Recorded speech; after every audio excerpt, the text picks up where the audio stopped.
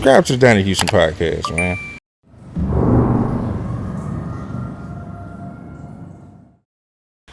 Hey, I am Funka Fangez, the original Funka Fangez, the incredible Funka Fangez, Corey Stoot. I'm here. Rap A Lot Records, Cash Money Records, Swap House, Jam Down, you name it. Down South, me, Boom Boom, Ching-a-ling. We here with Donnie Houston. Tune in. Tune in.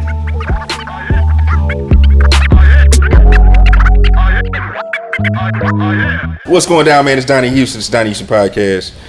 Hey, listen, we got a special guest today, man. I'm talking about, when you talk about legendary, and you talk about legendary musicians coming out of Houston, you know what I mean? Touching work that's, you know, critically acclaimed across multiple genres, man. You know what I mean? I'm talking about one of the greatest guitar players to come from around here, man. He has touched many of your favorite songs, favorite album, favorite artists, all of that, man. Listen. It's only one, man. Funka Fangez, Corey Stoot. What's going down? Greetings, my brother. How you doing, man? Blessings to Funka Fangez, the incredible Funka Fangez. Let me say that. I've always wanted to say that. Now I got you here. I got to say it. You know yeah. I mean? However you want to slice it. For sure. Still black. For sure, man. For sure. How you doing, man? Man, it's been good. You know, staying consistent. Trying to stay consistent in what we have left of this business called music. Yeah. But so far everything's cool, active, still doing it. What's some of the things you're doing these days? I know you just came off the rodeo with Bun doing the takeover with that.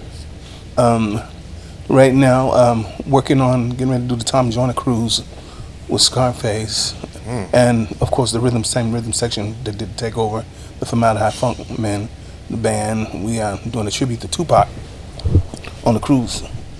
And just the band? Yeah, the Scarface too. Oh shit. Yeah. So he's gonna do like covers, or what's this? We're gonna do Scarface music, as well as, you know, a tribute. It'll be all tribute to Tupac. So we have Tupac song tunes, you know, that we're gonna be doing that with a full band, if you can imagine. Oh, that's crazy. Yeah, pretty funky. You know? That is crazy. When's the tour? When's the cruise? It kicks off on the 20th. We sell out on the 20th. I think out of Fort Lauderdale. Mm-hmm. Have you done cruises and stuff like that before? I've worked with currently also been working with Gloria Gaynor. I've done a disco cruise. Wait, what? Gloria Gaynor. You just said that so casual, like, yeah, I just been working with Gloria. Yeah, we did a disco cruise. That was the first cruise I've ever done. The Taverns, all the old school people, you know, cats from Dance Fever and American Bandstand, all the folks that's on there, girls from Chic, all old school funk and disco. So, you know, I stay in the mix of diversity. You do a little bit of everything, yeah. Yeah, you know. Is that more of is that your like background coming up? What were you into? Coming up, I was doing a lot of church, playing little quartet stuff. It's on the north side? Trinity Gardens is where I came from. I was raised in Trinity Gardens, went to Sam Houston High School, you know, came up, you know, on the north side, you know, just my father was a musician, and he was also a police officer, so he was like pretty much half and half, you know, doing music and then also a police officer. But were you going to like take his guitar when he was off to work, or like how did you get the bug to like say, all right, I want to do this? Well, I would watch him play, and it inspired me, and from there it just developed as a passion.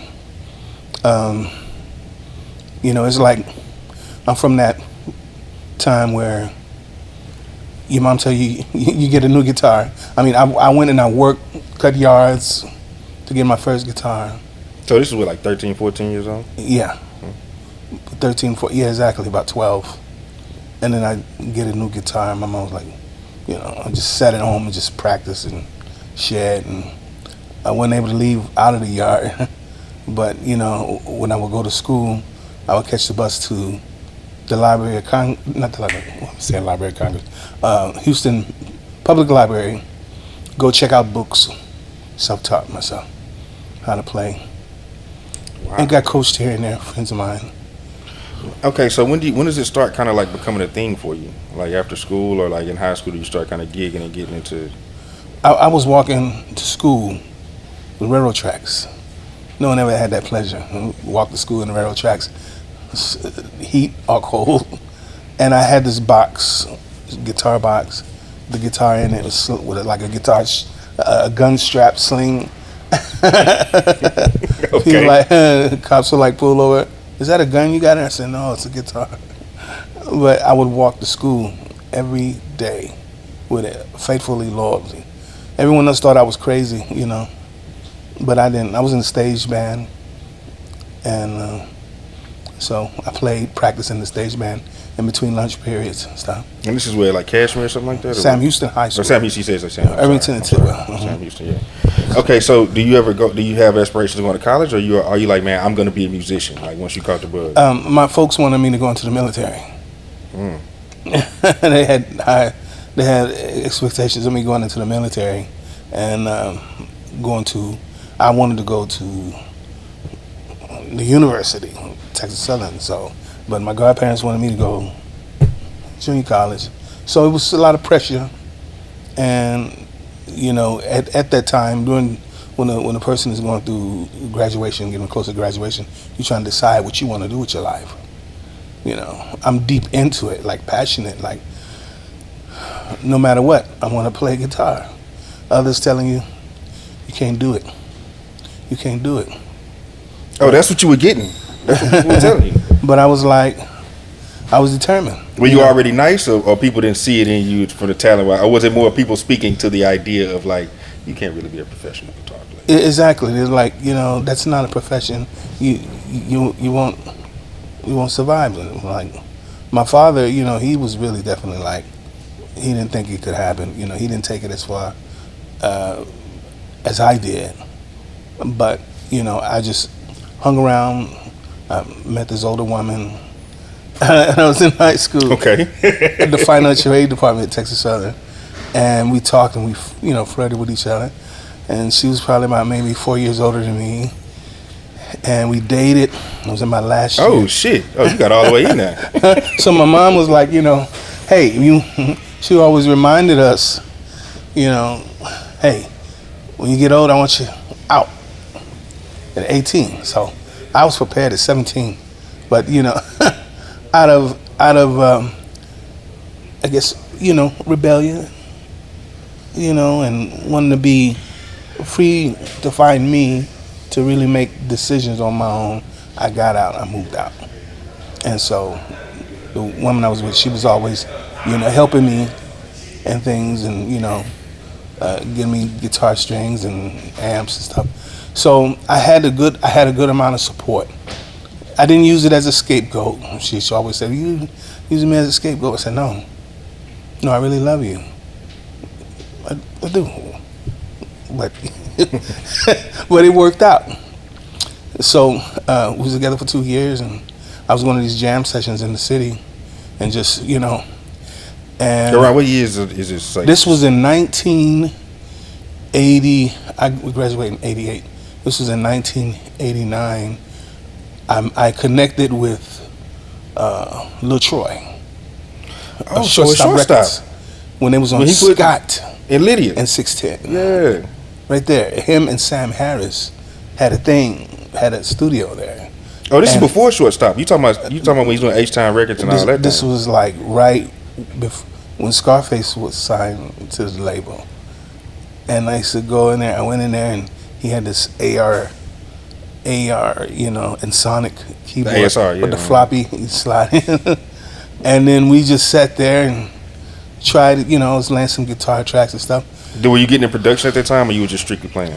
We was just trying something out. I was playing. I was like really trying to get into the group. I had a wah-wah pedal, and that's another thing too. That's what kept me going. A lot of people wanted that sound, and so it wasn't too many people using the wah-wah at the time around here. No, it wasn't even musicians that was really doing anything with hip hop at that time. You know. So you brought the wah-wah to hip hop.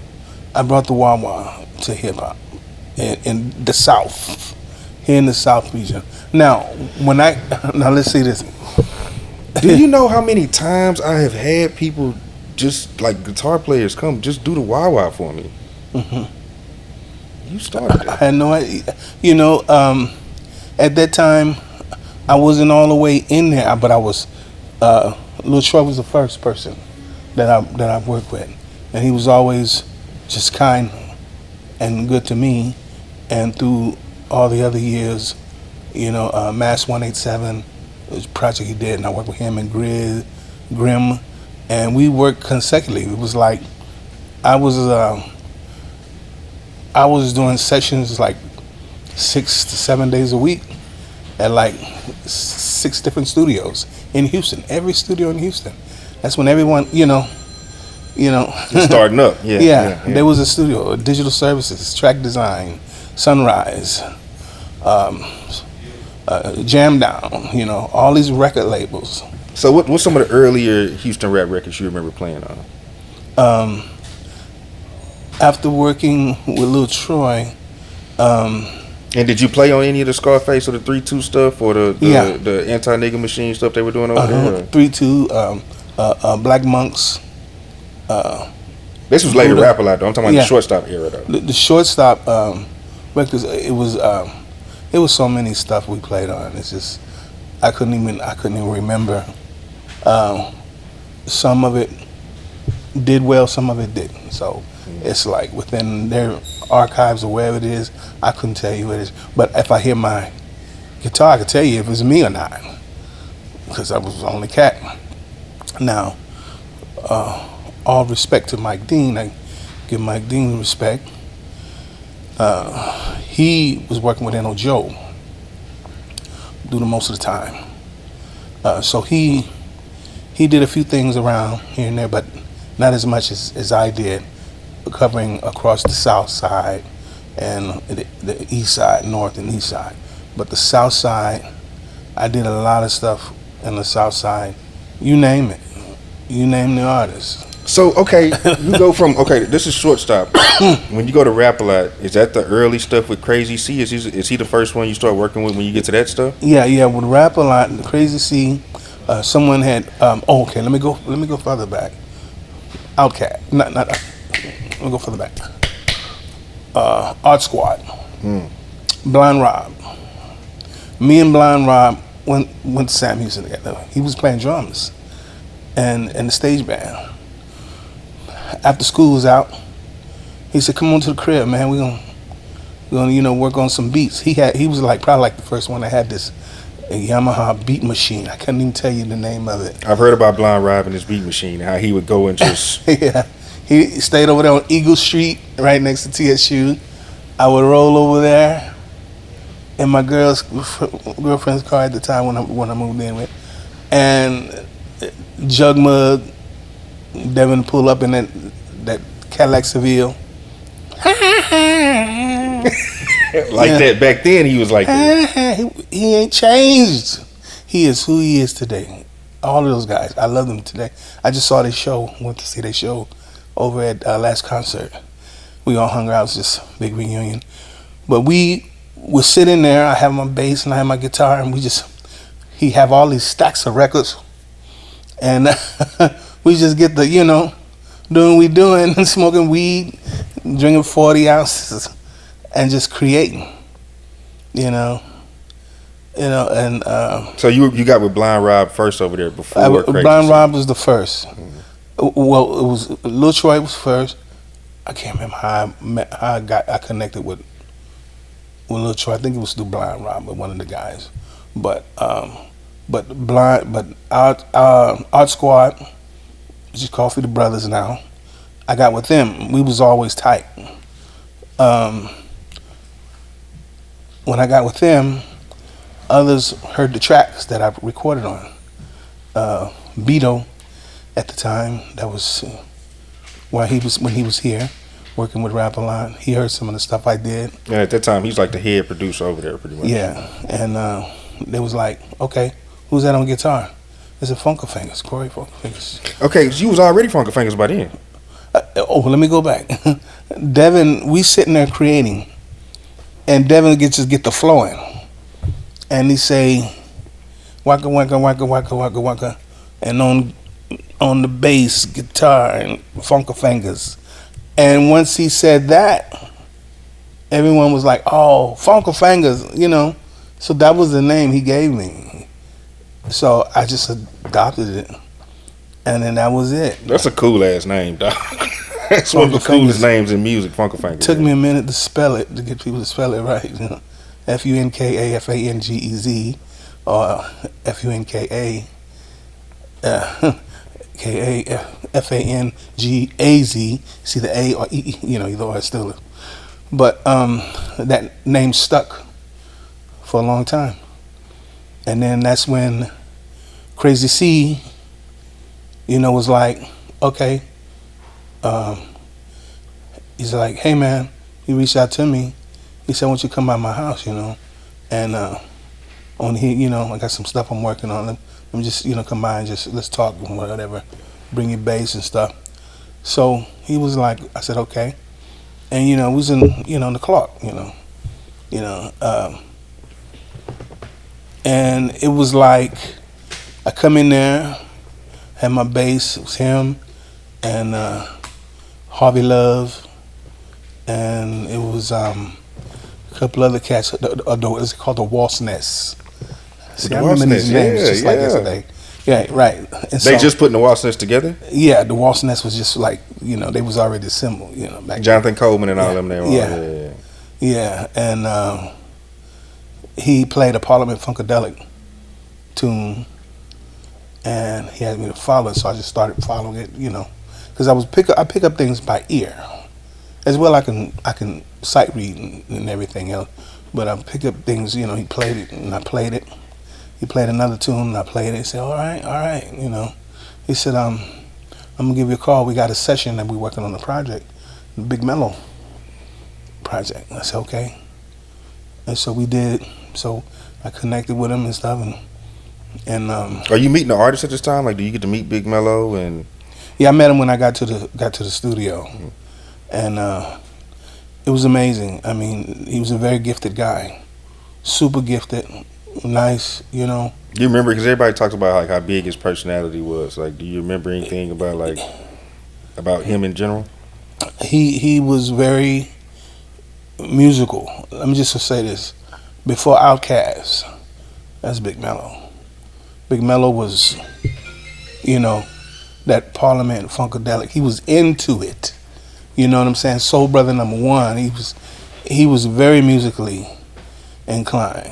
His rapping skills, rhythm, flow. You know, cats today don't know how to flow with rhythm and flow. But he was real. He always kept it real. You know, sometimes he would come in, you know, might have had a little, you know, a little wet, and he get on the mic. It's like the intro of Funk With Your Mind when I'm playing the lead, almost like Maggot Brain. So Crazy C, like, play this tune. We can do it almost like Maggot Brain. And so he's like, he played two parts, talking, like he's like playing the devil on another track, and he's playing himself on another track. Oh, so that was him just owning it, just going in there and just doing his thing. Hey, he was alright.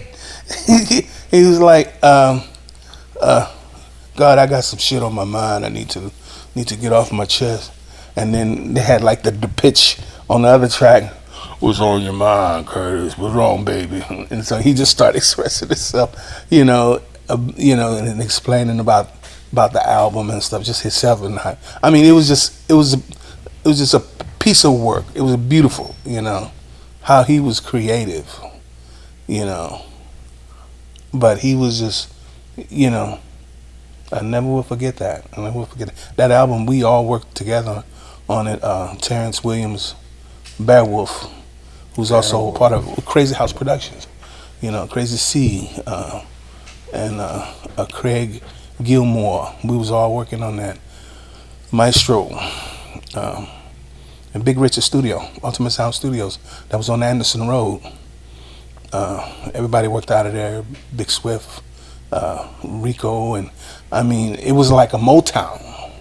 That was like really the beginning of the development. After we did Funk With Your Mind album, it was like okay, we like how this is. We like, Crazy C, like, this is going to be the snap that we start the production, Crazy House production. And we just started doing remixes for everybody. So you worked on the Outkast remixes and the Wu-Tang remixes. Yeah, MAD. The first one I done when I connected with some, actually, the first session I did with Crazy C and Def Jam Blaster was MATJ Doty. Man, the remix. Doom, doom, doom, doom, doom, doom, doom. Yeah, that was my guitar and bass on that. Yeah. And, yeah. Matter of fact, I didn't get a plaque for that. But I need to order it. What was your first plaque? Was that the first one? That was the first major, one of the first major sessions I've done, as far as major artists, Method Man. And, I mean, every time when I would meet some of these cats, I was like, hey, I played on your shit, And they'd be like, oh, okay. And I mentioned Crazy C, then they knew who it is, Crazy House Production. But when we did that, then Beowulf and all of us, after we did Funk With Your Mind album, we just stuck and we did all of, everything. All the remixes. Damn. Okay, so from the West Coast to the East, from the East Coast to Chicago, all the way on. Did you do on the 100 Spokes remix and all that?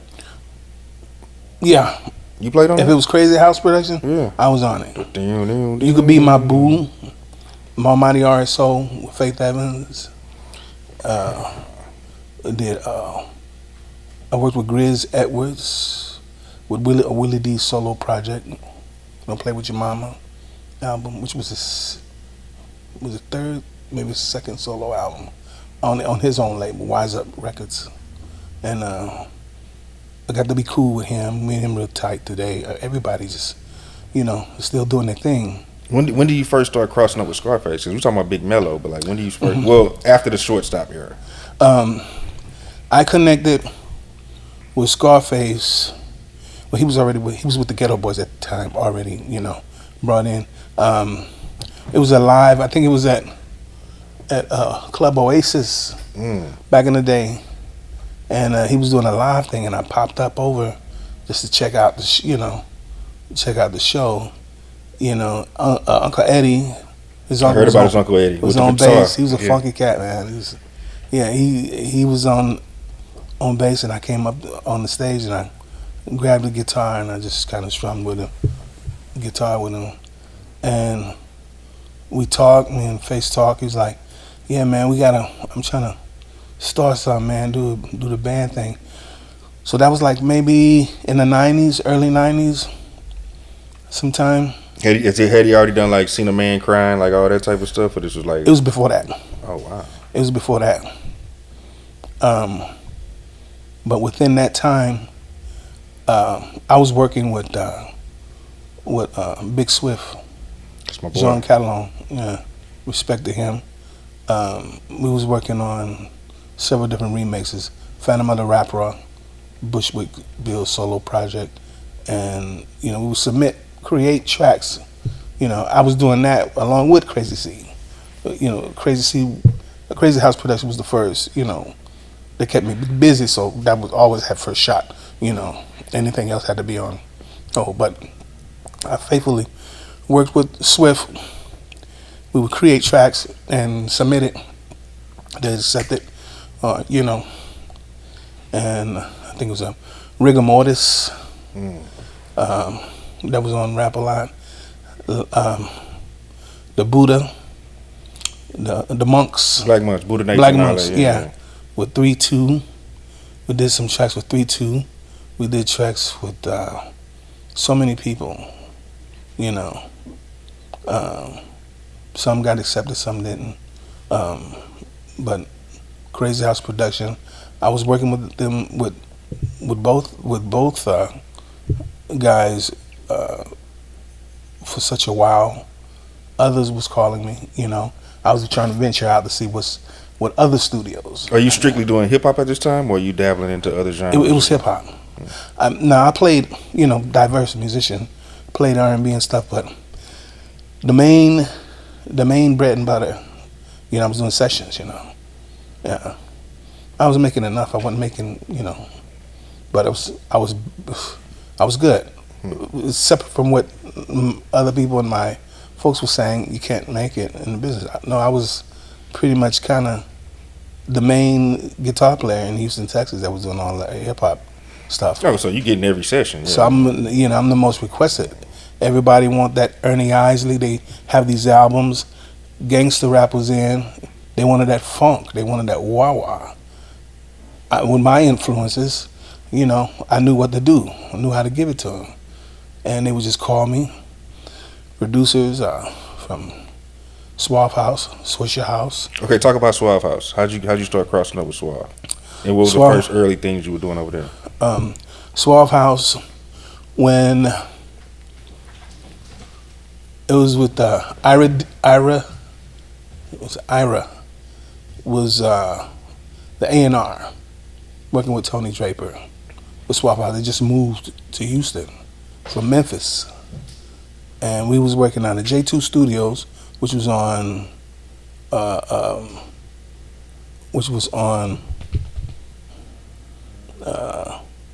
right there on the Southside on Ashcroft. Mm-hmm. And there was like 3 other studios on that strip too. But we was over there, and they called me, and we went in, and Space Age Pimpin' was one of the tunes. Wait a minute. You played on Space Age? Space Age Pimpin'. The wow at the beginning. Wow. Yeah. That's you. Space Age Pimpin' and this doom doom doom doom doom doom. It was like a Simply Red tune. Mm-hmm. And see, what they would have me do was to transpose the music, so they won't have to pay publishing, and they won't have to Clear the sample and clear the sample. interpolation and all that. Yeah. Now I'm musical. T-Mix was the producer, so I laid stuff down. 8-Ball and MJG, they was moving from Miami, moving to Houston. So it's the second album, and I spoke to them on the phone. They was like digging the track and stuff, and so we got through that. And most of the producers, don't play an instrument, but I was there to translate what they would, I could translate, So guys like, no, that's me. I'm a producer. Like, I was in band, but I play percussion. Like, I can't sit up and play instrument. I can tell you what I want to an extent, but I never judged them or made them feel bad. I'm like, okay, but sometimes it was frustrating. Well, I need you to play. No, that ain't. I need you to go do. I need you to go do. But you're not in key, and you're not really hitting where you. Yeah. Right, and I leaned over and I said do. But I worked with them and just try to get recite back what they're trying to do, and that's pretty much it. It was a lot of things. So much went down within that whole 10-year span when everything was going. Yeah, but you talking about we talking about Space Age Pimpin'. This is around the time. This is like going into Ridin' Dirty though. So talk about when you get the call to do the UGK stuff. The UGK stuff came in about way after they Joe did the diary. After they did the diary, him and Mike Dean, and then after that it was, I think he did Big Mike's album. Him and Mike B. Mike Dean. They had a good sound chemistry thing happening. Joe reached out to me. I used to go by digital services and just sit in the back and just listen and meet with the fellas and just listen what they doing, and then it's like next thing you know, someone I hear one of the engineers had Roger Taz, my man James Hoover, fine engineers, that could mix and do everything. You know, they had the 2-inch tape reels back then, half-inch digital reels, and Joe, you know, he was always having something hot, you know, and he was like, man, we need to do something. I'm like, okay, you know. And then so I get word from someone, I think Joe was like, hey, they said, Mike Dean, somebody said that you're a spy. And they said that they said I was spying, you know, for digital for Ultimate Sound Studios. And I'm like, huh? A spy? I said, no. I said, I'm just trying to. I don't know who said it, but it was funny. Mm-hmm. But then nobody really paid attention to that. But, you know, I wasn't no threat, you know. You just in the mix. I'm just in the mix. Mm-hmm. But then, I don't know what happened within Joe, and, you know, Mike Dean got a couple other opportunities, and he's a phenomenal musician too. You know. He played keys, wonderful.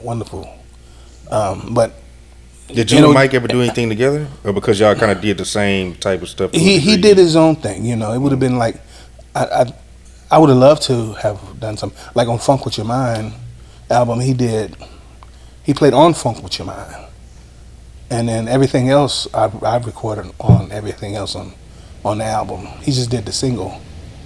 You know. But Joe contacted me. He was like, come check this out. I'm working on this. And whatever went down between him and Mike Dean or whatever, you know, I think Mike Dean got some opportunities and stuff like that. What happened, I don't know. I don't, you know, won't really speak on that because I don't really know the fullest. But it was on. I said, okay. So I met with Joe. And I went to the studio, walked in the studio, and there's Pimp C and Bun B. And only time I've ever heard of them was at Blind Rob's house when we was recording at Blind Rob's house, and he would have the first CD cassette.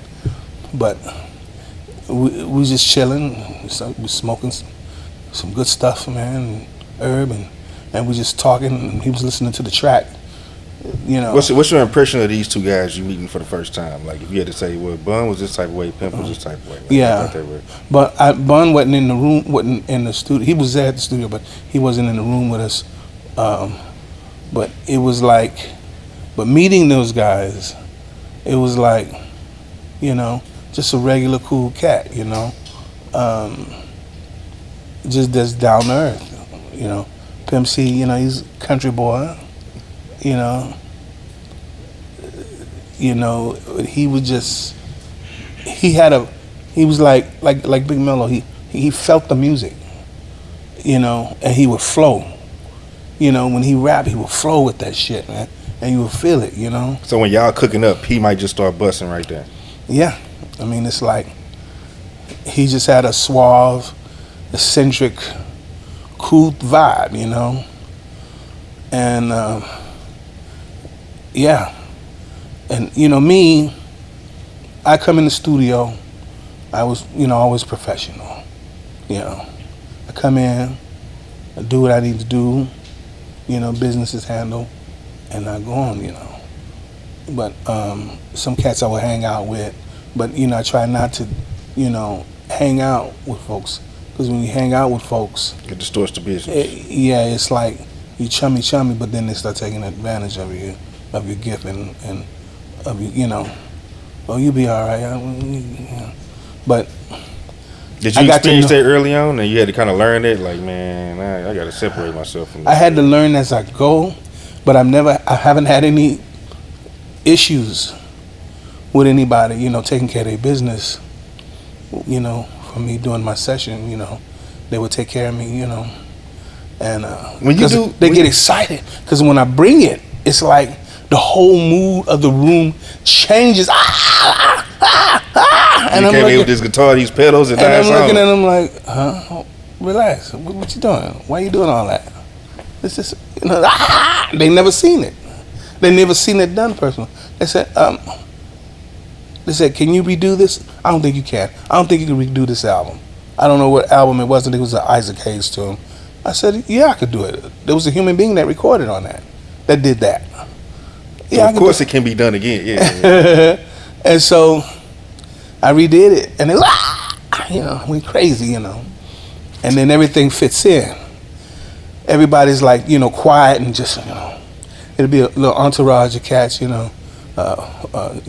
Jam Down Records, Southside. You played on Southside? Yeah. So that's you on the rhythm That's guitar.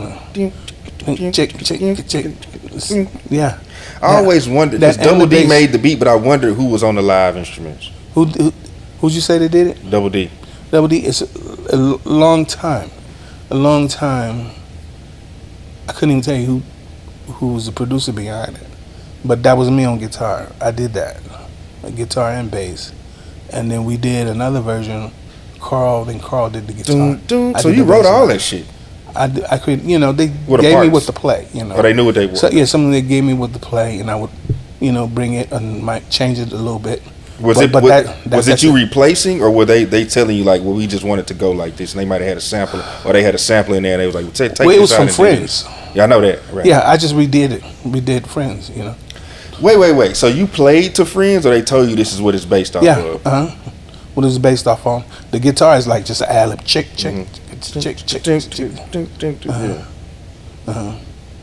And but yeah, the bass line, it's like it just stuck, But a lot of these cats, most of the cats, if any of those cats say, nah, he didn't do that. Well, if they say that, they was high as a kite during the time, so they was on scissor or whatever they was on, But yeah, I did that. Did you, when you were doing it at the time, because you were saying session, were they paying you like a session, or were you getting production credit, and or were you supposed to get production credit? Like how was that going? Well, they paid me. They paid me, straight, straight bills, and they weren't. It was work for hire. Most of it was work for hire. They weren't really sharing publishing, and they really didn't have distribution set up to where they would get residuals. So I didn't really take a chance on it. Give me my money now, and however this shit goes, how it go. Yeah. Give me 500, 1,000, 3,000, and then, and I would give them, a track, play on the track and give them a little extra, just, be in good standing. But they had me. It was LD. I can't believe you played Southside. LD's album I recorded on. Because he was on Jam Down. Yeah. LD, first album. And let's see who else. Another group, Street Military. That's way back. But where were you at with Tears for Making This Dream? Like that era? Klondike Cat. Yeah. Klondike Cat and Street Military. I was young. Oh God, that's I'm taking you way back. That's where it all started. So after Lil Troy, you cross up with Street Military, Klondike Cat, and all that. Yeah, it would have to. It has to be within. It's within that order. Within that order, yes, you're absolutely right. Yeah. What the fuck? Name got out quick. Every studio, and the studio engineers would be like, "Call Funka Fangez." Oh man, Funka Fangez sound good on there. Call him up, and people would call me up. Like I say, I would be doing like 3 to 4 sessions a day. And so you getting bread? It could be at night, It could be at 11 p.m. till 3 in the morning. George Clinton would be in town. They would call me up. We'd be in the studio, from 5 in the evening till 6 in the morning. Okay, we gotta come back to the rap, but stay with George Clinton. How did you meet George Clinton? I met George Clinton through Kalon Scott, Daryl Scott's ex-wife, which is now she's Kalon Clinton, George Clinton's wife. Wait. And Blast Records and tapes it. Daryl Scott, his ex-wife is married to George Clinton? No, currently. Get the fuck out of here. Hey, yeah. But I used to. This is one of the most random things. She was managing Big Mello during the time, working, when we was working on the Funk With Your Mind album. and you know, P Funk would always come to town. They would always be in town, and you know, they was, you know, diehard Funketeer. You know, she would be there, her and a couple other friends of ours and stuff. We would go and hang out with P Funk. I'd go sit in with them. They did a PV homecoming, and then I went and sat in with them, and we just it was like, hey, we got doing the session. Put together a little crew of band members, and I put together some guys. We went in, and we was cutting. Around what year is this one? Actually, my first session was with working with Gary Scheider, Diaper Man, you know, Star Child. Was with Mike B at Trinity Garden Cartel's D. Yeah. From Trinity Garden Cartel at their studios in Trinity Gardens. And we worked like 3 days. It was like he was in town for about 4 days, and we was working on this young girl named 380. I don't know where she at now. And then we did a track with D, and then Mike B. We was just in there just recording, and I brought in some vocalists and stacking some shit. George was in there with y'all? George wasn't there on this. He wasn't in there on this session, but word got around to George, and George was coming in and doing stuff. Him and Gary, and they were always coming to Houston. It might have been Ronnie Bookman's studio at the time, during one time. Or we would be... It was a 7303? Uh-huh. Yeah. Mm-hmm. Yeah, exactly. That was the best studio ever. That was, man, oh that my was God. The best studio ever. Yeah, yeah. Joe Levert, everybody was coming. I didn't know. I know on the rap side it was the best too. I didn't know everybody like on other genres were coming in. Yeah, As well. I knew for Elder rap Barge, it was live. Everyone. I mean, we. It was like a whole room. I think the B room or A room, the biggest studio. It's like the whole P Funk band in there, and everybody's like, you know, just, you know, in they mode. Mm-hmm.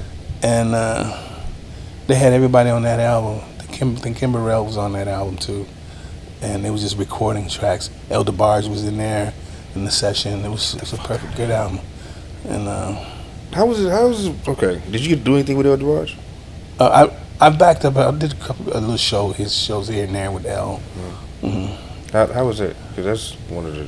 Yeah, he used to live in Houston. He lived in Houston for a minute. No, when did Elder Barge live in Houston? During what that years time, was this? probably like 90, 97, On the mid 90s. 96, 97. Yeah. That's a trip. Okay, let's go back to rap. Okay. So you meet UGK, y'all getting ready to do Ridin' Dirty. Yeah, so we in the studio, and I get, you know, met Pimp C, he's cool, met Bun, everybody's cool, you know. There was with Job Records during that time. And then so Joe told me we're gonna go and cut. So we went and cut some over at Skip Holman's Skip studio, Holman, yeah. and out there in Katy, Fry Road, out there. So I went out there to this 2-story house, and he has a studio upstairs, and we just started cutting. He played it over. High Life was one of the tunes. That's one of the first ones y'all did? High Life.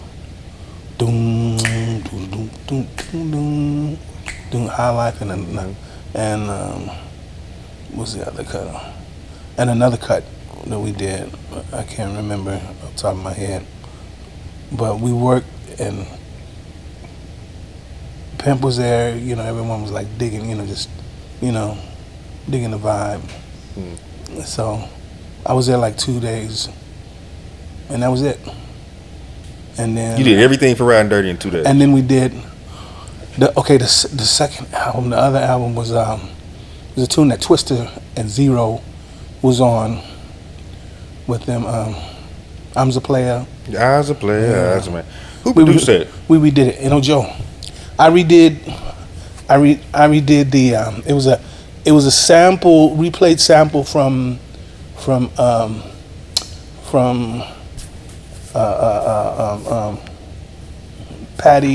Patrice Rushen. Bam, blam, Blam, blam, so we bring the funk, you know. I brought my stank and Pete on the track, you know, and it was funky. That's a funky album to this day. I would like, you know, just mess with people and play it sometimes. I never knew who produced that track. I text Mike Dean one day and I was like, "Hey, did you make this?" He never hit me back. That's why. You know, Joe. Okay. Yeah, we did a lot of. I've done quite a few tracks with Joe, because he moved into a new house and had built this studio in his house, and he had all these instruments and we just working, working on stuff, his ideas, taking other covers and we twist them, put our own flair on it,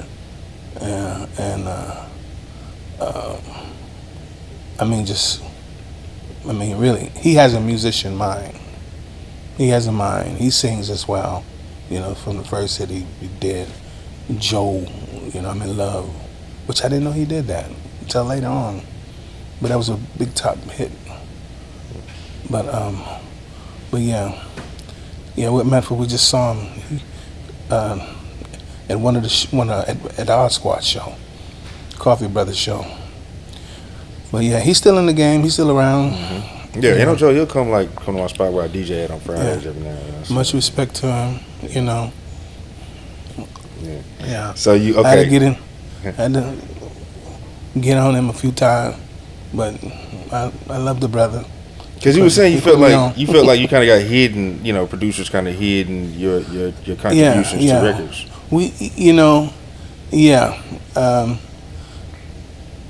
Some producers, you never know what people say when you're not around. When you have if they're interviewing a producer and they hear that funky lick, the guitar and stuff, you don't know what's being said. Who played that? What's his name? And I worked with producers who kept me, didn't give me credits on some of the album. They just have a production name. Was it a situation where you wouldn't get credit, but they still kept you around to continue to work? Yeah. Oh yeah. So it's like you my secret weapon. Yeah, and there's a few people I can call them out, but I'm not gonna do that. I'm gonna be nice, because this is an introduction. I want people to know the fucking truth of who I am. Behind the wall of sound. So I plant roots in hip hop in the South here. Not to mention playing with other people away outside, but cats would just boast their production and not include and say I have Corey Funka Fangez. No, they want to ride on my work and not share a piece of bread with me, and still to this day, some of the cats, they rolling good and they all right, I could be better, but it's like how you handle things and what you didn't know then, you learn as you go, but then you use everything as an advantage. As much you take, this is me. Who's gonna contest that? Okay, I'm gonna give you an instrument and tell you to play a B flat 5. See if they play it. Fuck no. They don't know theory like that. What's that B flat 5? Yeah. I'm a jazz guitarist as well. Funk, you name it. We'll go tit for toe. But that's what I brought. Talk that shit, Funka Fangez. Hell yeah, man. Nah, fuck that being humble shit, man. You Funka Fangez, man. Fuck that. That's why we got you here, man. Before I leave off this earth, man, I like people to know the truth. The shit. Nah, bro, you're one of the most important figures to the southern hip hop sound, bro, as we know it. Yeah.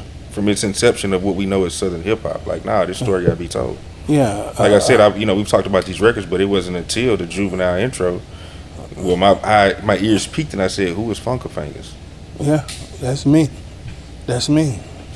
All the guitars and basses, I played on that shit. I recorded on that. Did you link up with them? Because I know a lot of early Cash Money stuff was like at digital services and like, is that how you connected with them? Yeah, but actually, let's go back. I worked with Mannie Fresh. He was DJ, but he was getting into the producing game. Oh, this is like early. Early 90s. 94, I speculate, 94. He would come and he would do the sessions and track design, Bernie Shapiro, over in Missouri City. See, every studio was like, just, I come there and they make me coffee and stuff, and you know, Corey, you hungry? You want to, you know, they. Because they ready to show you off, like it's like they stretching out the studio time so they can get paid, and they're like, we got Corey here. Corey, we can get him. Okay, Corey. And without the producer or people that's written, you know, paying the money, they ain't saying nothing. As long as they don't say nothing, it's good for them. Because they're like, you know, let's extend this session a little longer. Corey's here. So we hook up. I said, come on, let's go and get this over with. You know, I didn't play along with it, whatever. So we, me and Manny, we just started working on something. I don't know what project it was, but he came down and we was working on it, and then we started building, found, you know, friendship from there. And then he came back down again maybe about 8 months later, and we was at the studio on the north side called Brother Man Studios. This is the first time I've ever heard of it. Everybody was trying to have a studio, you know. Brother Man Studios in Acres Home. Okay. Okay. They didn't last long. I think Rap-A-Lot shut them down or something. So, I mean, this guy was an entrepreneur, older guy. He had Brother Man Studios, Brother Man Grocery Store, Brother Man. It was all the same guy. The same guy. Brother Man. So, we worked together on another track and stuff, and, you know, everything was cool, took care of business. He said, all right, man, we're going to stay in touch, yada, yada. Okay. About a year later, he calls me up. He said, hey, we had digital services. And he's like, come through. I said, okay. And I come through. I walk in the room. I see Slim, Baby, Birdman, Brian Williams there, and the Hot Boys, Turk, BG, Juvie in the studio, Manny. They said, what's happening? You know, yada, yada. And we sitting there, and it was like, he's like, hey, we just, you know, listen to the track, had me to play bass on and stuff, the Hot Boys' first album. And then it was like, Baby was like, hey, Hawaii, we want to get you guys, we need a keyboard player too. I was doing the bass and guitar at the time, like working with them. And so Manny's production didn't consist of none of this prior to, like, no, he's not really having keys, and this not really part of his production at the time. Just finger tapping. Yeah, finger tapping. He had the SP, the EMU SP, 12,000, 1,200. Yeah. And he, you know, he's phenomenal. He was phenomenal. I give him props, kudos. He was phenomenal with that. So they was like, we need a keyboard player. I said, no problem. I call her Bear Wolf. From Wolf. And on the keys, Wolf. That's the Wolf. No shit. Yeah, Crazy House Production. I brought him in on the board. I said, hey man. Wait, where's Wolf today? He's around. Okay. He's been active, Okay. You know, doing this church, raising his kids, but he's still in the game. He still got it. We get together and, you know, dab here and there and stuff. But I was trying to get him into, as well, big knowledge, but that's a whole different thing now. You know, he hung in there longer than I did, but yeah, that's a whole different. Hanging there long to the industry. He got a whole story, a whole different story from that. But I called him. I said, come on, hey man, this label, Cash Money Records, getting off the ground. They need some production writers. It's okay. And he came through. He played a few tracks, and then Slim was like, "Okay, we're gonna fly y'all into New Orleans." They flew us in every week. Tuesday, Wednesday, Thursday, Friday, Saturday. They did shows on the weekend. College or wherever. Bullies in the city, wherever. And I was like, wow, these guys are like seriously active. I mean, they was moving. They put the work in. Same time as I worked with, I got so many stories. So we got so much time. Go ahead. So we recorded at Festival Studio, every studio in New Orleans we was in. They kept us in Metairie. They lived uptown, you know, so they tried to protect us, you know, because it was arch rivals, you know, during the time you had Master P and stuff, you know. So that was the thing in the city at the time, that energy. Yeah. And Cash Money was making hand over fist independently. There was A&Rs coming up to the studio, sitting, listening to us from, you name it. I mean, Atlantic, Universal, different A&Rs, you know. Y'all in there. Is there any talks of like, okay, yeah, we got the label, we want y'all to come be the house musicians with this whole thing when we get it the way that we want it to be? Is that what they're telling y'all? Like, yeah, we was just, is that the sale? We was basically the distribution is what they was going for, the distribution deal, you know. So they telling y'all like, we gonna get this deal. Yeah, right? yeah. So it's like, you guys are part of this. Y'all want to be a part of it. I say, yeah, sure. So we stuck with it, and we worked. We recorded in Nashville. We recorded so many different places. The first single, Juvie single, was "Ha," that I played bass on. Wait. Stop it. Ha. Ha was the first one. Down. First single. That's you. Mm-hmm. Doom. And you know, Mannie put his things on it, and Beowulf, you know, he laid some undertones, keys on some of the tunes. And the Hot Boys' first album was the first thing released ever, you know. Juvie was more experienced in the business than the other guys. Lil Wayne looked up to Juvie, you know. As well, he was a fan of Tupac as well. Are you interacting with the guys at the time? Like I was interacting with them. We had a slow start off, you know, getting, you know, to know each other and stuff. But they was always, it's like, they were like students. They come to school, you know. We focus on what we trying to do. You know, BG, on them, you know, they come, Lil Wayne, like when we come into New Orleans, Lil Wayne would come in from school, and it's like he would have a run-in with some of the kids at school, the one that want to fight him, and then he end up fighting, he gets put out, you know, gets suspended, and they would ask him, I said, Wayne, what's going on at school? Why you getting suspended? Oh man, bruh, I'm shining, bruh. I'm a star. The bras come around me, man, and the boys want to fight me, man. That's funny as hell. And these guys, because he's a little kid. He's like 13, 14 years old. He's a little guy, yeah. And you know, these guys, I mean, they were gifted. When he showed up to the studio, he have his pad and pen ready. We putting together the stuff, the music, whipping up the gumbo, and he'll be done. Come on, Walter. Y'all ready? He was ready. You know, he'll cut like, he would have like three different lyrics already ready to go. And we would cut it.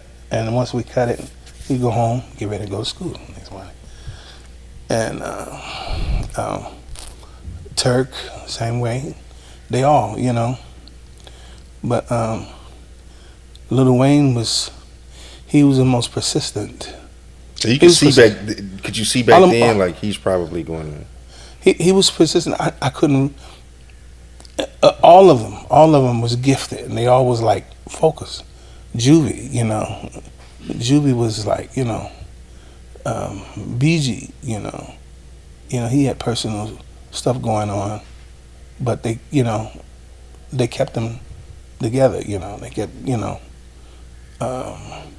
but just the hours that we worked, that we just grind in the studio, he festival studios, the Egyptian Room, we just there. We was just, we was working on albums. By time within 6 months, I think we had 5 albums done. Big Time is Volume 1, Volume 2, Chopper City. It's all on you. All on you. Volume 1, Volume 2. Lil Wayne's first solo project. So it was like everything just. Okay, tell me about the day y'all did Back That Ass Up. Back That Ass Up. That single. When we cut it. And is that you on the Beowulf, yeah. And Beowulf, I was doing undertones under Beowulf's strings. Beowulf did the keys and the synth. Mannie did the beats. Yeah. And I did the guitar.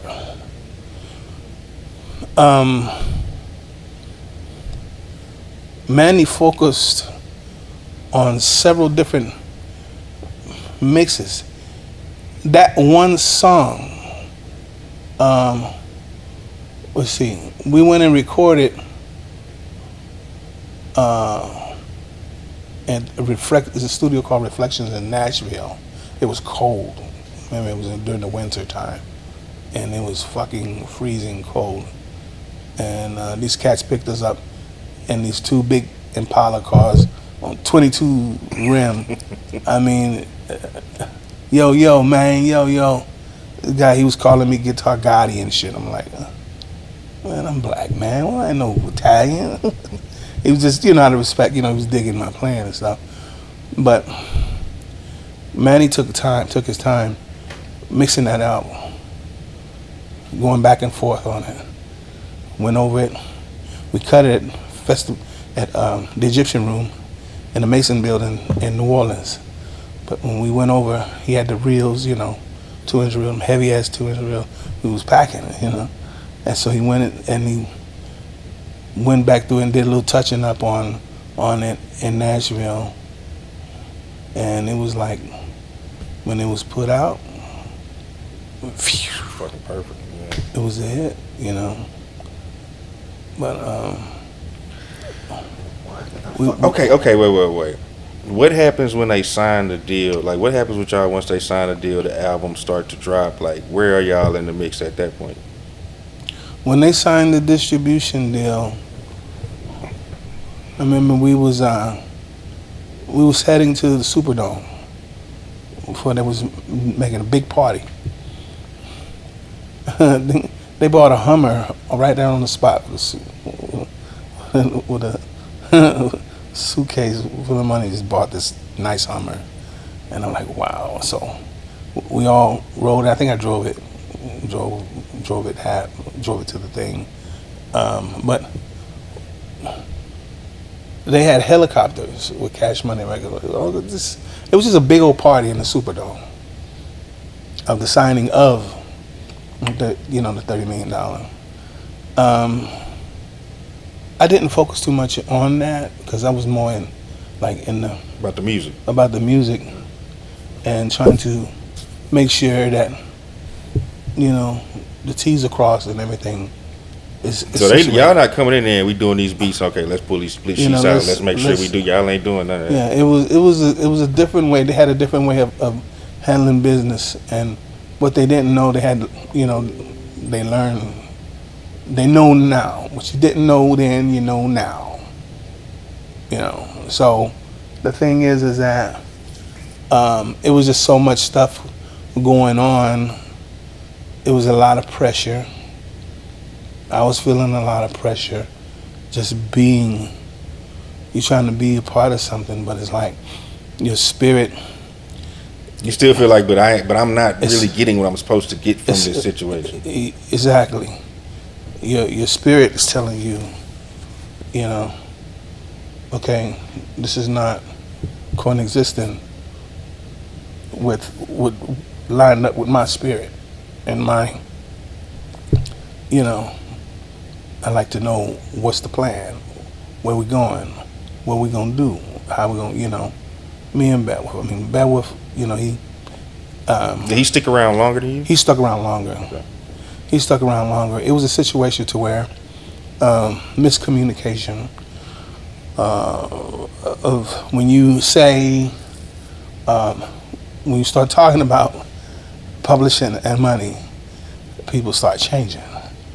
People, you'll really see like, okay, this is good or evil coming out this person's mouth. So it's like a situation to where it was. This was y'all trying to come on the back end and say, okay, look, the records are here. This is what the split should be. Whatever. Slim and Baby had the business. They dealt with the business.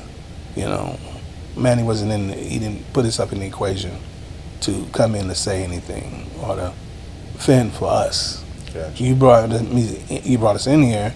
Let's work this out. Okay, it didn't get worked out. So I call my people to reach out to find out, and so some things got twisted on, and some things that I didn't say, and it was like a big old blow up. And so I said, I tell you what. Twisted between your people and them is what you're saying. Yeah. Gotcha. I'm following. It was a lawsuit or some shit. And I'm like, I never mentioned anything about a lawsuit. Let's communicate. I mentioned about communicating. So that was the situation. But, Did the lawsuit talk kind of play a part? Did that play a role in like kind of the relationship shit? Like, okay, well, man, you trying to come with the lawsuit? We could have talked it, No, none of that. No, they took it offensive. Slim and Baby took it offensive. They're like, I'm like, no, it ain't like that. So it's like, what you don't know, people just, blow up, get out of hand over things that they don't understand. Because they didn't understand, they thinking streets. They weren't thinking business. They weren't in that business mode, So, it was just a situation to where I just stepped down. A few years back, or was it about a year back, Baby, Papa had connected with Papa Roo. Baby came to me. You talking about because Papa Roo was around the same time? Yeah, he was like, he was basically being a part of the Hot Boys. He was gonna be a part of the Hot Boys. He had a whole flavor, the Caribbean mixed in. Baby asked me 3 times, what do you think about Papa Roo? I said, get him. What do you think about Papa Roo? So So I brought a few, brought some people in. It didn't work out right. They had some go down, I don't know. But out of respect,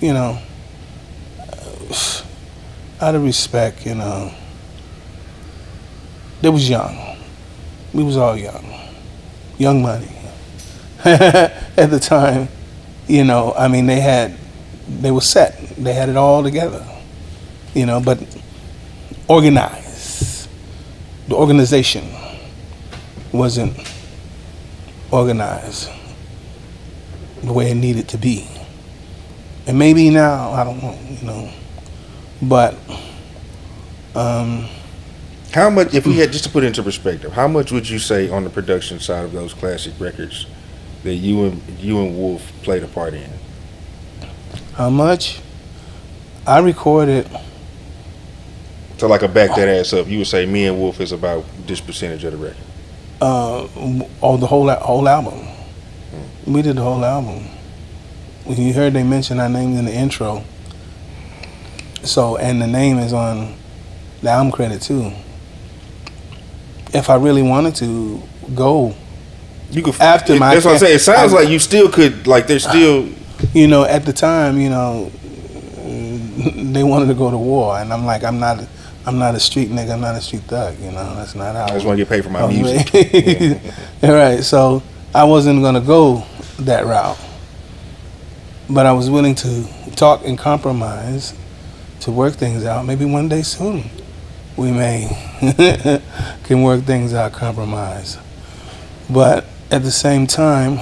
Have you talked to Mannie since that whole era? Because I mean, he had his own. Yeah, we have, you know, and that's a whole nother story too. They flipped on him too, you know. Well, that's public, yeah. When you and my brother's keeper, you know, it don't always fly right. That's how everything came apart, you know, with the whole unit. But they all are grown now. They all understand, you know, what they were into. They understand about the business. To my knowledge, we just had, I spoke with Mannie a couple of times, and whenever I see him, or what have you, whenever I run into him, but we just did the takeover with Juvie. That's crazy, and y'all playing back that ass up. And that was like, I haven't seen Juvie in I don't know how many years. But when we ran into each other, it's like, we got your back. My band, we had the music tight. It's over 80,000 people at the rodeo. Not to mention the people that was trying to get in, because it was sold out. And Slim Thug, who I worked with, I worked on all those guys' albums. Slim Thug was there. Every one of those guys that was there, I recorded on all their albums. And I'm like, what is this? This is strange. This is amazing. You got to play all your music. I should have fucking got a collection of money, 10,000 from each one of them motherfuckers. Hey, pay your dues. But they were wonderful, you know, wonderful cats, man. Everybody was happy to see everyone. Zero. But yeah, it was a reunion. I was glad to see Mannie. Mannie was glad to see me, and Juvie and all that. And Bun B was there. And it was like, because Bun used to come to the set, used to come to New Orleans and come. Right, because he was on some of them early Cash Money records. Yeah, he recorded on a couple of tracks. Of course, you know, I'm the player, I'm the ball. Yeah, so he was there in the mix too, you know. But everybody at the takeover, I mean, it went off perfect. It went off great, and I choreographed the band together, and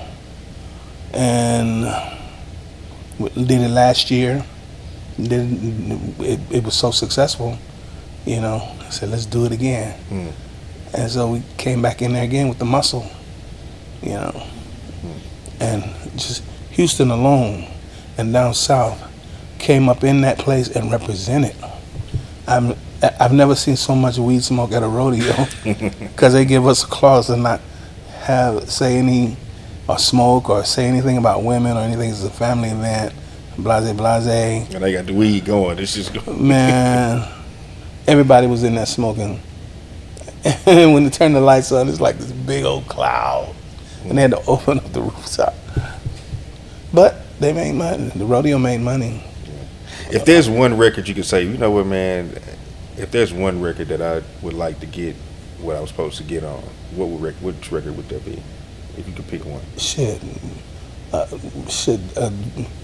Well, 400 Degreez album was the biggest. It went 4 times platinum. Okay, I am, receive intellectual property.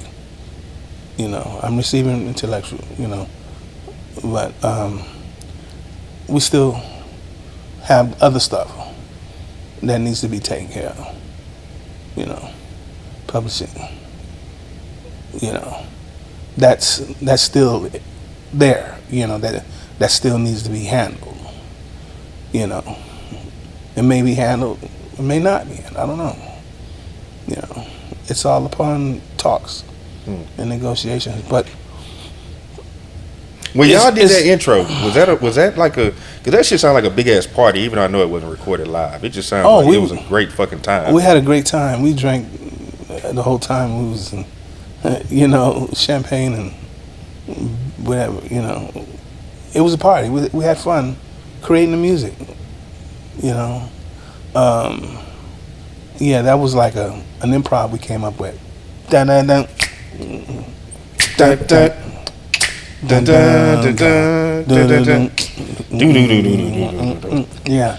Yeah. So that was, I would dub the guitar track. That's crazy. We both went to that bass. That run. Yeah. That shit. Yeah. I mean, Mannie, his sense of humor is funny as hell. He kept us laughing the whole time. But we worked together. We worked great together. We had a chemistry.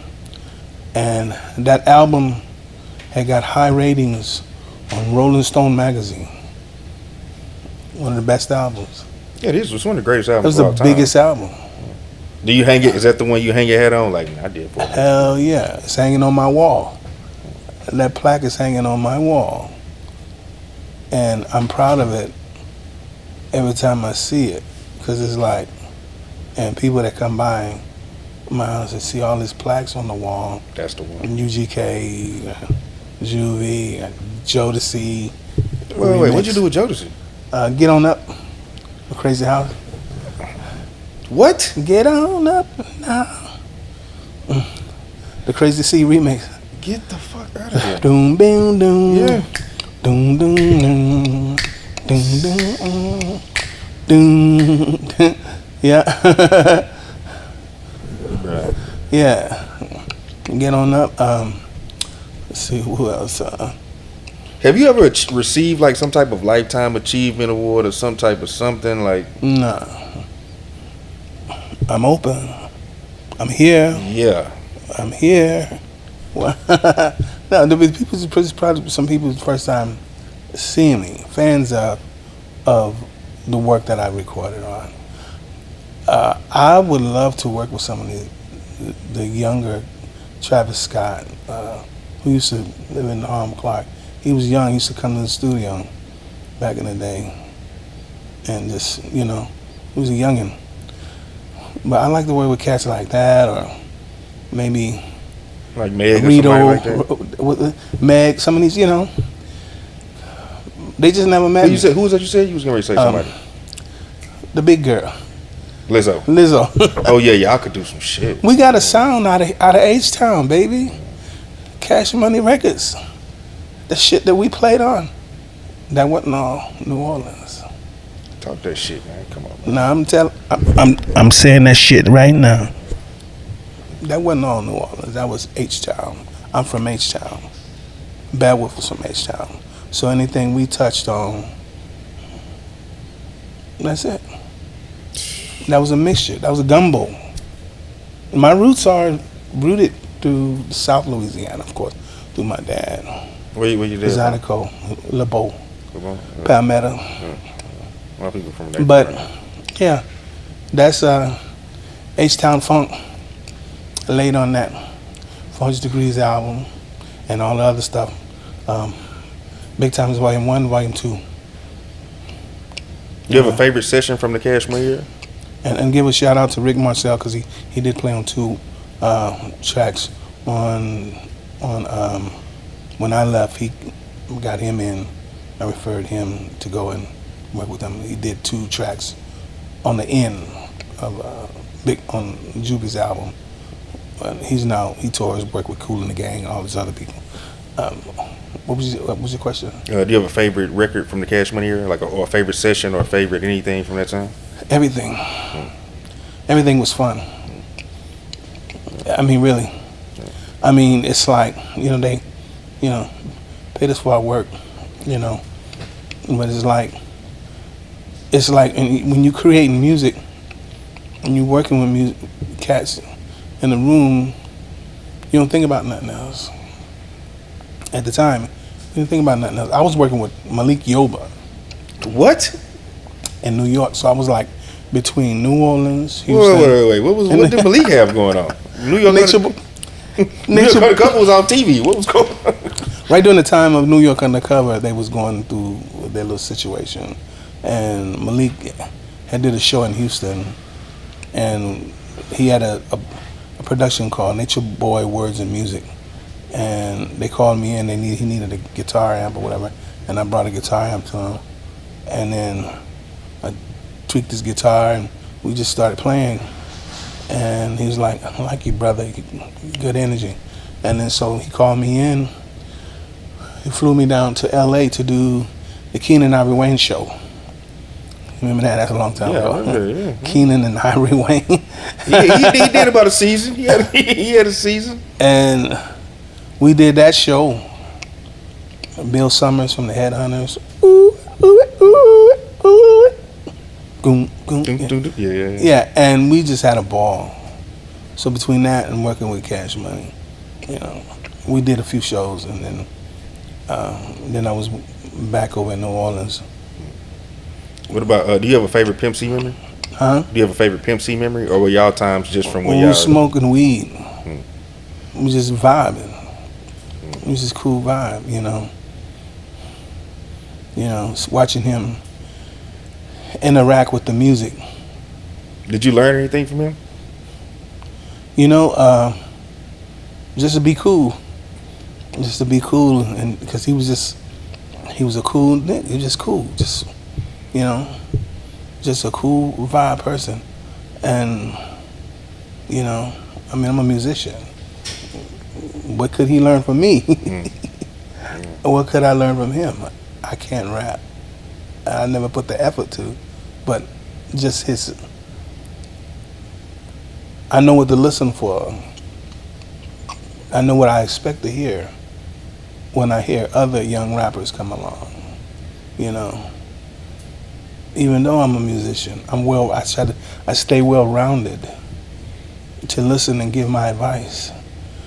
Knowing what you're saying, what you're rapping about. Does it make sense? It has to make sense to the soul or to the mind. Conversation, message, story. That's the only way you can catch people's attention. The Ghetto Boys, Scarface, Willie D, rap a lot. They had stories. They told a story. That storybook, and yeah. The Resurrection album I recorded on with Big Swift was a Niggas and Flies, Niggas and Flies, and that whole album, that Resurrection album was a good, also another great hit. That's the one that got Roads Together on there, right? Yeah. Yeah, that's classic. Yeah, and so we're gearing up for the Tom Joyner cruise on the week after next. Is it next week? Weekend after that. Yeah, we're doing the Tupac tribute on one of the shows. Yeah. At this stage in your career, like, is there anything left where you like, man, I would really like to do this before, like? You ever done anything with Beyonce? Yes, I was working at Crazy House Production, of course. Our hub was Ultimate Sound Studios. Yeah, Beyonce and the girls, Matthew Knows, will come in studio and ask us to, if we could work on some demos for the girls. Everyone that was at Ultimate Sound, Big Swift, Crazy C, and just about everyone took time to create those demos.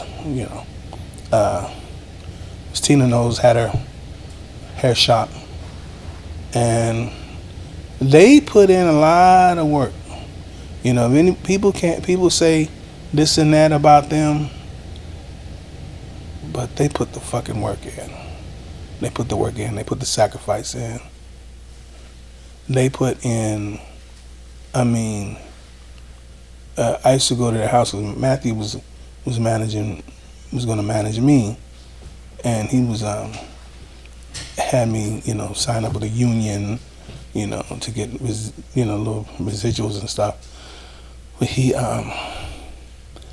they put a lot of work in. Beyonce was always right, and Miss Ann Tillman was another lady that was involved into helping the girls get their career off the ground. I mean, she worked herself to death, you know, to get them girls settled.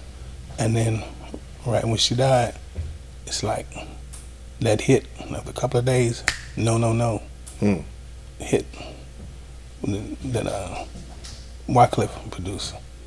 And everybody Matthew was managing Zero at the time.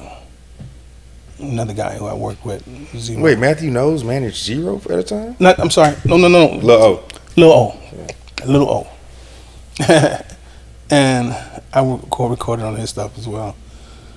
I couldn't tell you what it was, but he just let go of everybody, focus on the girls, which you're supposed to do. Angela Fee was, I think, general manager of Music World at the time. She was an attorney, and I think she's a judge now.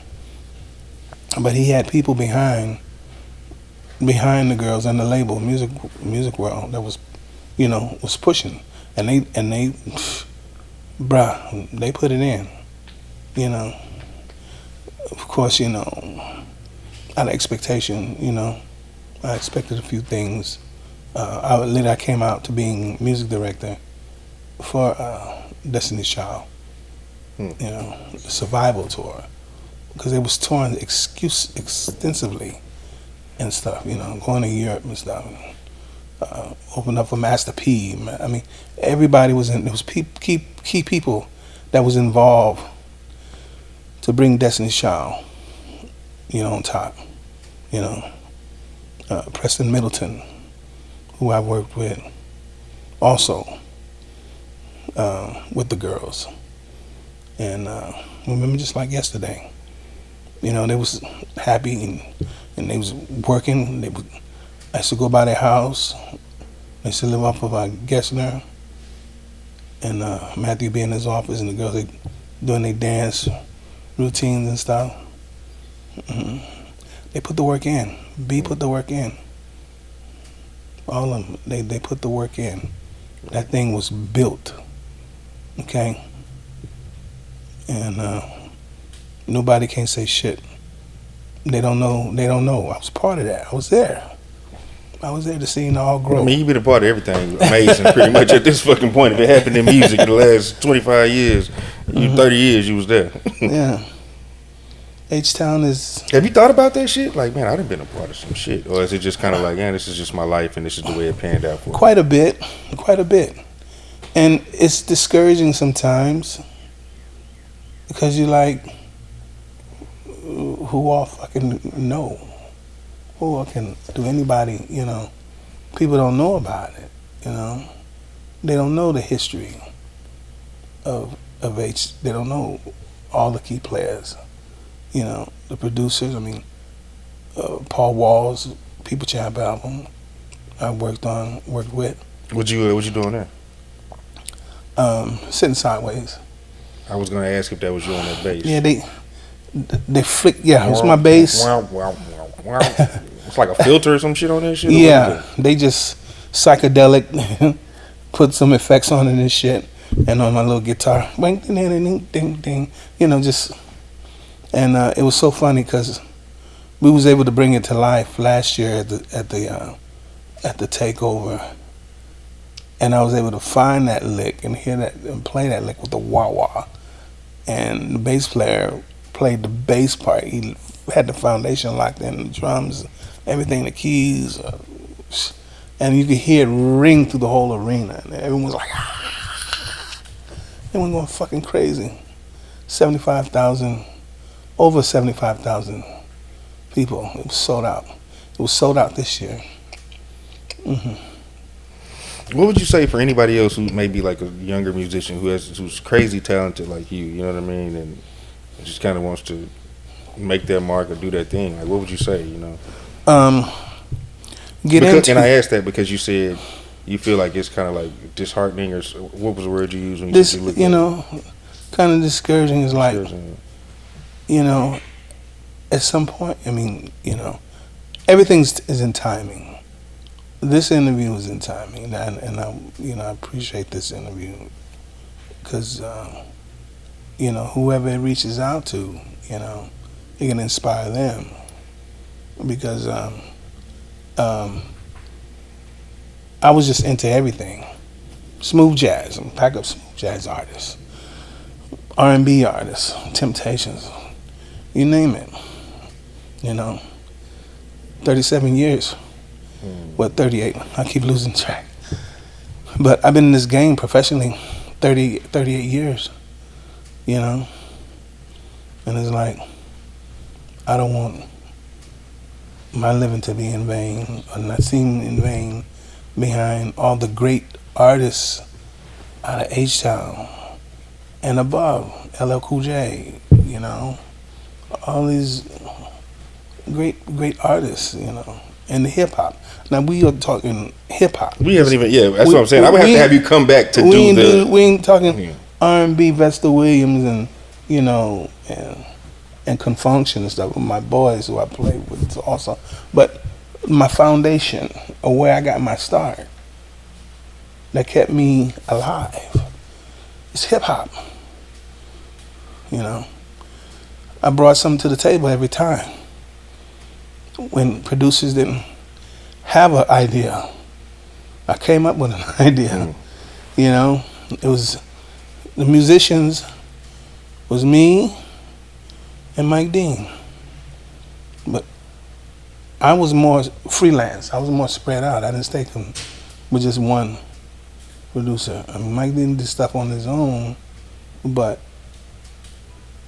I was around here, you know, the Southside, you know, every studio in Houston, you know. But you name it. Man, bro, I'm gonna have to have you come back. You know what I mean, at some point. But this is travel the world four times. Come on, man. International market. They respect and love us overseas. They watch everything we do.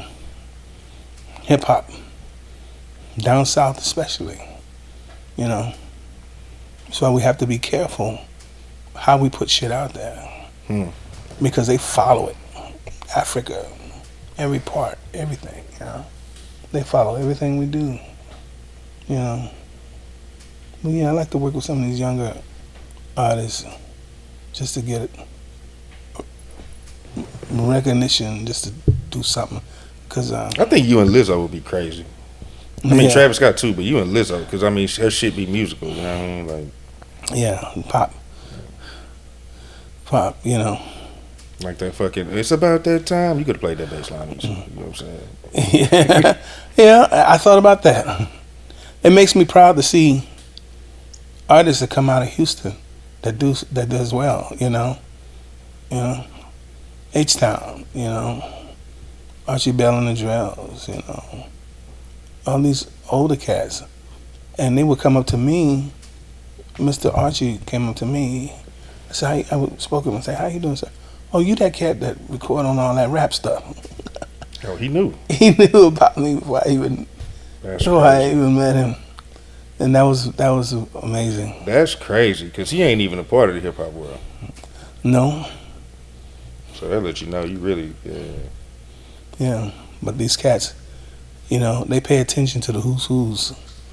And, you know, Ronnie Laws, Joe Sample, Fifth Ward, you know, the Bloody Nickel. There's so much roots. We deeply rooted of talented people, you know. Billy Preston. You know, the fifth Beatle.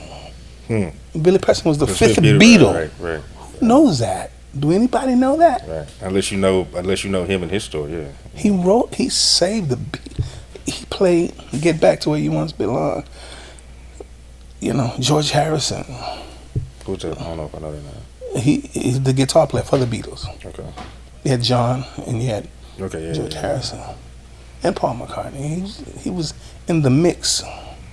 The stuff he was doing, it's like I'm freelancing, working with different people. That's how the kind of person he was. Rolling Stones, you name it. Man, we got to get you some type of lifetime achievement award, some type of something. Like I'm gonna go on my own personal thing to try to figure that out, bro. Because I ain't even bullshit. I'm not saying that because you're here. Like, yeah, don't tell me. I can't believe just you haven't received that. You ain't gotta tell me. Yeah, nah, bro. Your contributions are crazy, man. I definitely gave my contribution, but it's like some of these cats, they're not getting it. They're not seeing it. There's Paul Wall, Bun B, Pimp C, all those people always showed me love, and several other cats. Not to say that some I may not know, but I'm sure that some may know. Slim Thug, I love him, great guy. Scarface, that's my dude. We smoke cigars sometimes and talk music. Try to share guitar. I coach him on guitar a little bit. Willie D. I try to stay in touch with all these great cats, because I came up with them, recording on their stuff. And, I actually, our squad and Crazy House Production, I owe all of that Crazy C. He brought me in the mix. C, man. Yeah. He's like, hey, if somebody wants you to come play on this, his cat number, whatever, Some producers be like, they don't want to pass out the number because I'm like their only secret weapon. But no, he was a lot of cool cats, that paid, C always looked out for me, but it's so much. Okay, before we get up out of here, the name behind the band. The Formaldehyde Funkmen. I mean, you got to break that down. Cause you said formaldehyde, I was like, man, did Funka Fangez get down, or is he just saying like ain't nothing funky in that? Cause that wet, you ain't really gonna get too much funky in that. The band, right? Yeah. The Scarface band. Yeah. Yeah, the Formaldehyde Funkmen. Yeah. The Formaldehyde. Formaldehyde, yeah. When you hear the music, it's supposed to make you high. Gotcha. Like your own formaldehyde. Face came up with that, man. No shit. So we just took it and adopted it. Formaldehyde Funkman. Yeah. That's what it is. Man. Hail to the monkey foot. Already, that's what it is, man. Hey, man, Corey Stoot, Funka Fangez, legendary, man. You know what I mean? And thank you for everything, bro. You know what I mean? Much respect, you produced man. So many songs that have just gotten me and become the soundtrack of my life, bro. You know what I mean? And so many others, you know what I'm saying? Much respect. It's so much. I'm gonna make the attempt to I have to go back from time to time and just make a whole list of everything I've recorded on. I mean, so many labels. I want to acknowledge.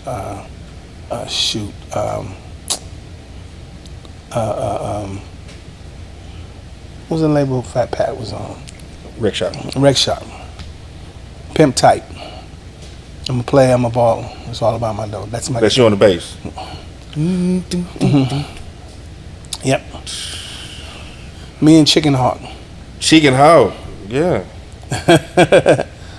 Wonderful guy, great producer, a cool cat. And, Ronnie Bookman was on that too. We did a whole album on Ronnie Bookman. It never got released. And I mean, it was hot. I don't know. It was shelved. They shelved it. A lot of great tunes, man. I would walk in the club and I would hear a tune that be playing. And I'm like, all these people hearing this shit and they have no idea. The DJ don't have no idea who's in the, you know. That's crazy. But you know, It's like back that ass up. The thing is like they got the meme where it's like the people leaving the club and then you hit a doom and they drop, they run back to the club. Like these songs have become like, yeah, like Before I Let Go, or like a Beyonce tune. It's like one of those signature hits that, bam, the whole energy in the room changed. You know, booty shaking. yeah. Yeah.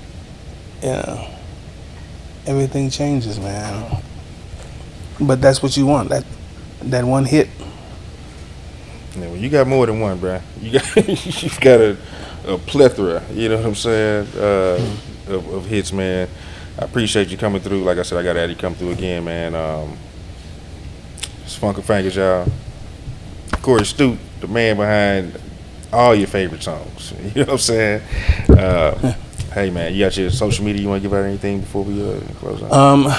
I'm on IG, Funka Fangez, FUNKAFANGEZ. And you put, I'm on Facebook, Corey Stoot, COREYSTOOT. And that is Funka Fangez, man. The incredible Funka Fangez. I'm Donnie Houston, Funka Fangez. Yeah. Hey, man, we're up out of here. Let's work. Let's bring another hit. Donnie Houston. Subscribe to the Donnie Houston podcast, man.